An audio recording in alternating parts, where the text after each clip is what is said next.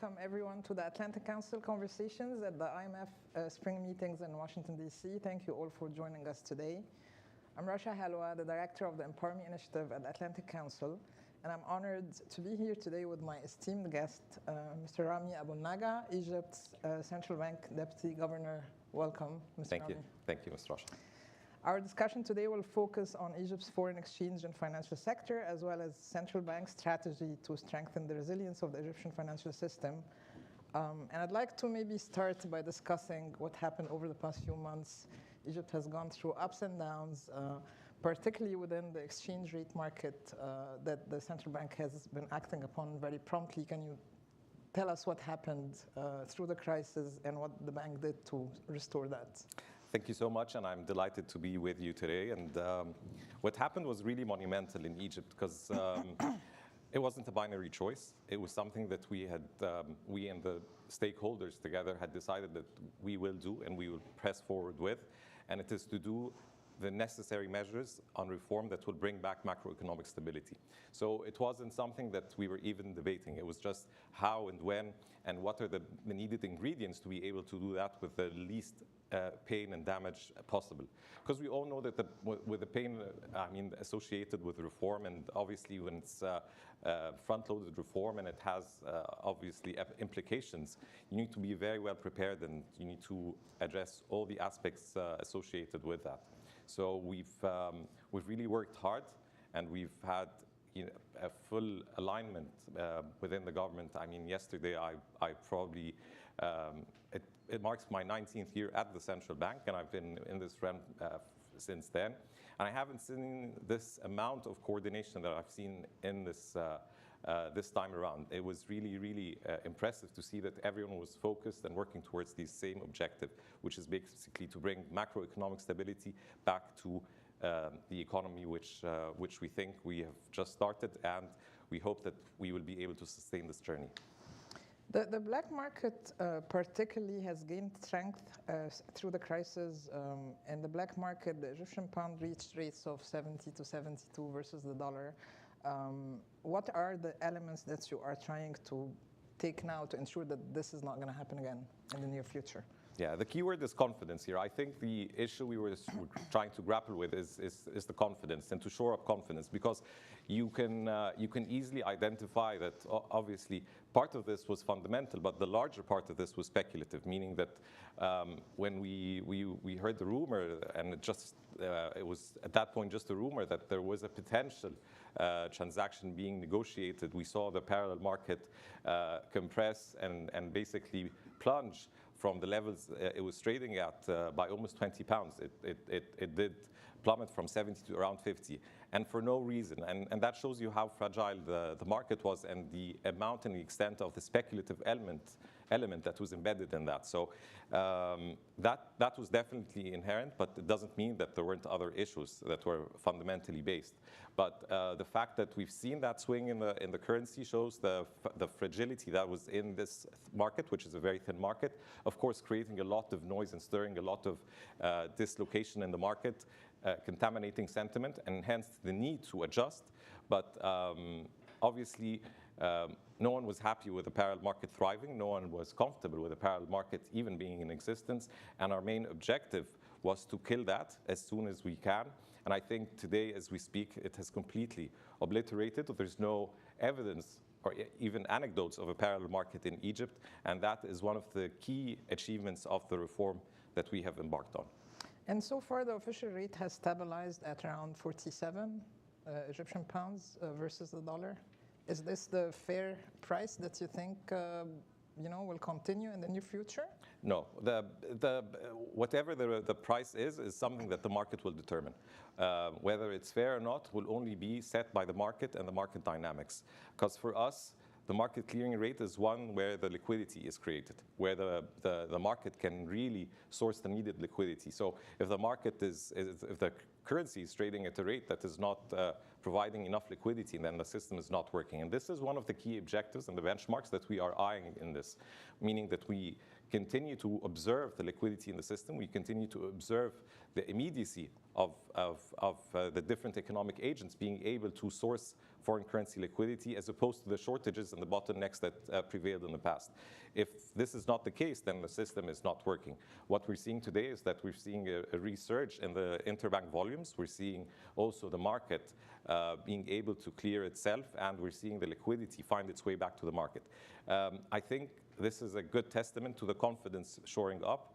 And as long as the confidence is there, the liquidity will be there at whatever price. For us, the price level does not matter. The only part that matters to us is in our forecast for inflation. We do obviously factor in future variables, including foreign exchange, to be able to forecast our inflation outturns in a way that is data-driven, to be able to come with our targets that we then use, obviously, our monetary policy tools to deliver on our mandate for price stability. So this is actually where my next question is. Based on the devaluation, inflation figures have climbed up, and this has affected, the average person, but also imports and other aspects of the economy. What type of policies the bank is taking to take care of inflation at this point? Well, this is at the top of our list. It's not just measures that we're taking. We're working in an institutionalized way, full-heartedly, to ensure that our price stability mandate is well achieved. And we have more than committed to that in different venues. And obviously, this is key to us, and this is key to the market, because without a clear path for inflation, I think the market would be a lot more jittery, and we'd see almost an anarchy in the market, which was the case because in the absence of an anchor, which was the case especially when the parallel market thrived, really led to all this havoc that we saw in the financial markets in Egypt and the asset pricing underlying and so forth. So today, with that being re-engineered, and obviously for us it's important that we provide guidance to the market, we provide more transparency by communication to the market to be able to anchor these expectations around inflation. So what was happening was that the different economic agents were already pricing in the parallel market rates, even if they were sourcing the dollars at the official rate, but they were actually pricing in the higher rates. And now there's no reason why we should see that continue and persist. So we think that this is being dealt with dynamically in the market. Now with more anchoring of expectations in the market within our key framework for inflation, I think that the inflation element will not be as, at least the inflation element will be a lot more predictable, and hence will provide more certainty and comfort to everyone that's trying to price in the future. And Rami, geopolitical tensions have compounded the economic challenges in Egypt. Weak balance of payment prospects coupled with revenue losses from the Suez Canal and tourism due to the rising tensions in the region. How does the central bank intend to mitigate the impact of these revenue losses, and what steps is the bank taking to diversify Egypt's foreign exchange reserves? So the key driver here is, again, to bring competitiveness and to bring an adjustment and to address all the dislocations and the structural imbalances, right?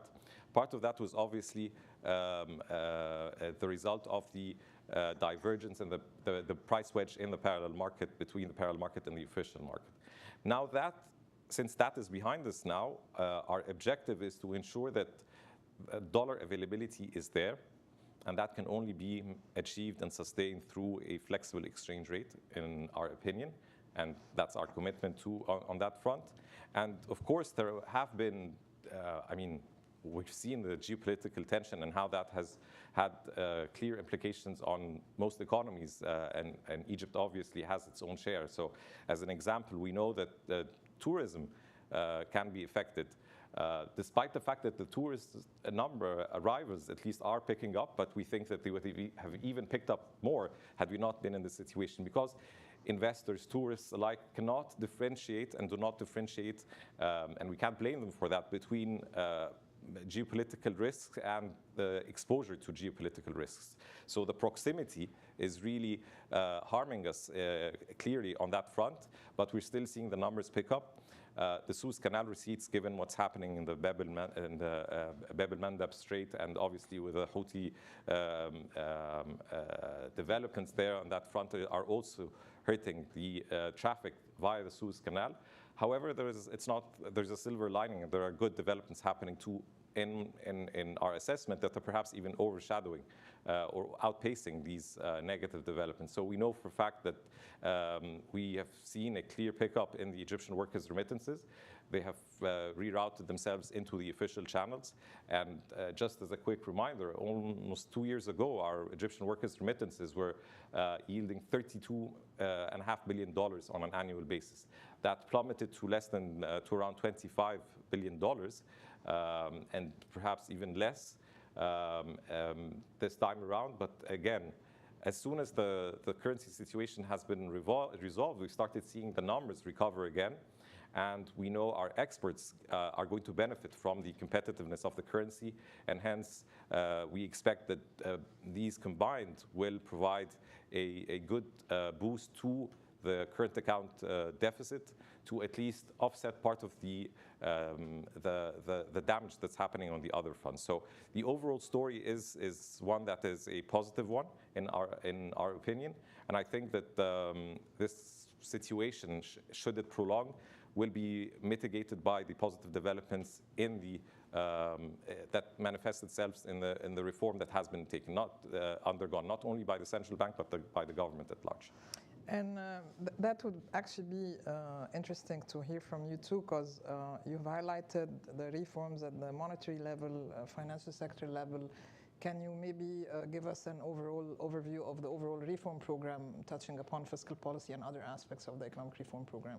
Sure. So at the heart of the reform is to maintain a reform momentum that will bring macroeconomic stability and sustain that stability. So it's not just a one-off. It's not a starter where we put things again on track and we get a remarkable immediate and near-term improvement without seeing that sustain itself and to navigate through more difficult times. It's about becoming more resilient, right, and building more buffers. That is what I think the entire program is designed around. And we've seen how when buffers are compromised, everything else becomes really compromised as well. So it was important that this reform was built around bringing macroeconomic stability again and ASAP.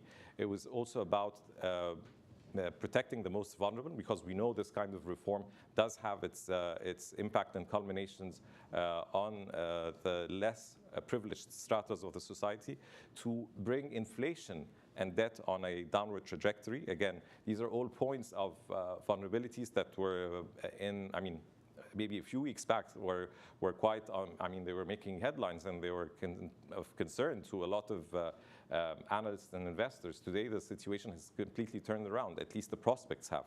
And last but not least, to create a fertile soil where growth can be private-led growth and sustainable, because you need to create enough room and in Egypt to be able to generate enough jobs, given the demographics for Egypt, which are quite interesting as well on that front. So. And talking about the private sector, there has been increased criticism on how the role of the private sector has shrunk over the past maybe year or two. Do you see any developments in that front? Is this going to change in the coming few months? I've already seen and am seeing, and I think there will be even more positive developments on that front, because there's full conviction that the private sector is the right sector to lead that kind of growth. Again, given Egypt's demographics, given Egypt's ambitions, the private sector cannot be left behind in this. The private sector will lead the growth. The private sector, now that the government has had its important share of investment at a time where others would have shied away, I think now that has paved the way for the private sector to kick in and to start playing a more active role in leading that kind of growth. So we know that there have been a lot of decisions to ensure that there is neutrality, to ensure that the competition laws are creating a level playing field for the investors at large.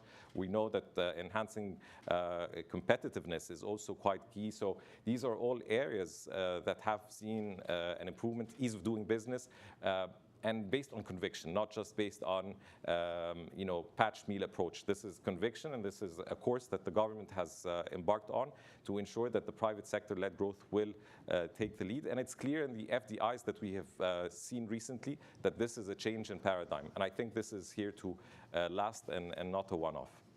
Thank you very much, Mr. Rami. This was very insightful. Thank you very much for being with us today, and we look forward to the next conversation with you. My pleasure. Thank you. Thank you.